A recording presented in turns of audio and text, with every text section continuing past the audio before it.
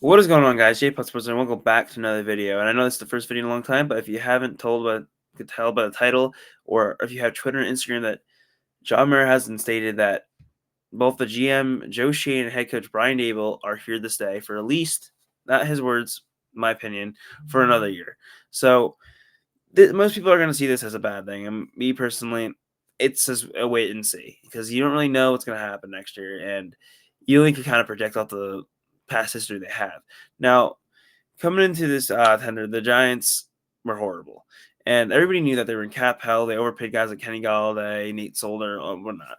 So obviously Nate Solder retired by the time Joe Schoen got here, but they were in negative cap space. They couldn't do anything. They were kind of had their hands tied together, and everybody was saying they gotta have 5 years. They gotta have 5 years. Now, obviously, when your team loses, the typical fan will be just want results and something satisfactory. And when you fire a head coach, it's like, okay, something's new. Something's being done about this because it goes something simple as like, okay, you go to a grocery store and your apples rotten. You want to see some action taken, and that makes someone happy. It's like, okay, they did something about this. Now, when you don't see when your team has had two consecutive losing seasons, the Giants are um, the Giants fans are just known to just fire your head coach because that's what they do now. And so when it doesn't happen, it's kind of something different and odd. And I necessarily don't think it's a bad thing because it gives them a chance to go get their quarterback. And now most people say that was Daniel Jones. They paid Daniel Jones this money, and it obviously didn't work out. They paid him the money that kind of people would say it's a team friendly deal. Maybe it was, maybe it wasn't, because it kind of restricted them getting Saquon back because of the cap hit. But they were able to cut him, get off the contract. But I think they didn't get their quarterback. I mean, obviously, I think John Mara played a big role in Daniel Jones coming back. He expressed all the time how they did everything to screw him up. They wanted to give him another chance, possibly see what he could do with a team around him. He obviously failed. Daniel Jones isn't going to be the type of quarterback that's going to elevate his team. It's going to have to be the other way around, like a Brock Purdy on the 49ers. Now, they go in the third pick, and it was pretty obvious that Joe Schoen was safe because John Mara had said midseason that they had no plans to move on from anybody despite what happens. And they also had a private jet flown with Joe Schoen to go see Cam Ward's bowl game and Shador Sanders' bowl game in the same day. So normally when you're firing your GM, you're not going to go do that. So, and also then Brian Daboll, he was up in the air because there's rumors circulating around that they're going to fire Daboll, keep Shane a year, and get our head coach. Which obviously that was a past mistake the Giants had made with Dave Gettleman, with Pat Shermer, and then Joe Judge. They also did Jerry Reese, firing just firing Coughlin and not Jerry Reese. Instead of getting a new GM and new head coach together, they had forced Reese on to Ben McAdoo.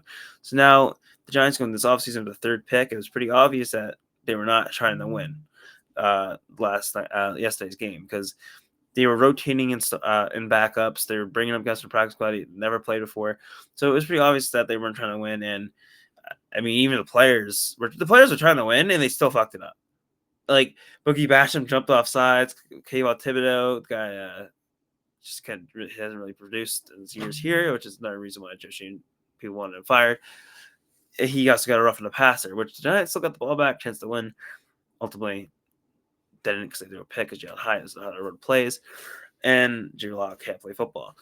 Now, then that pretty much showed me that okay, Daboll's staying. He's not going anywhere because if you're mostly times coaches are going to get fired, they go out there and try to screw the team over the draft pick. But I mean, yeah, I don't really have a problem with this. I think this is not the worst thing for the Giants. Now, I think this brings a sense of urgency to the coaching staff and the GM. The only thing I would just change is part of the coaching staff, which is Shane Bowen. Shane Bowen was brought here to get the run defense going, and for it to suck. I'm going to show here how horrible it is. Even with him, I think the Giants allowed 140 rushing yards a game. It isn't shown on here, but this is just a stat. I know. They did 140 yards a game, which is second worst in the NFL. That Shane Bowen had nothing to help that. I think this is more of a lack of maybe the corners being 160 pounds, Deontay Banks sucking at tackling. But it still shows that he isn't on a scheme of defense. And a lot of time, even against the backups against the Eagles, you got a guy like I don't remember his name. Tanner McNee. They're over 260 yards. This is their fourth string quarterback, and he just shredded your defense.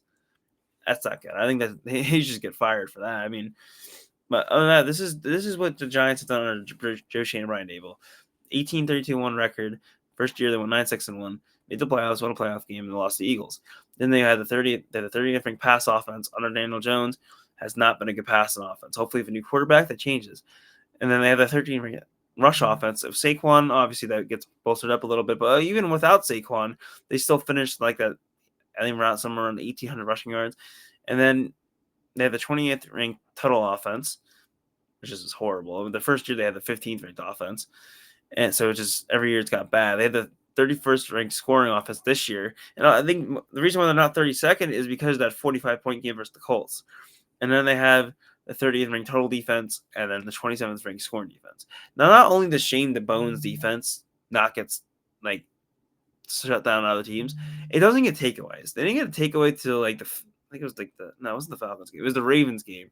They had their first interception of the season. They forced some fumbles and whatnot, but other than that, like they got no interceptions. Like the corners didn't know how to get their head around the ball and get an interception.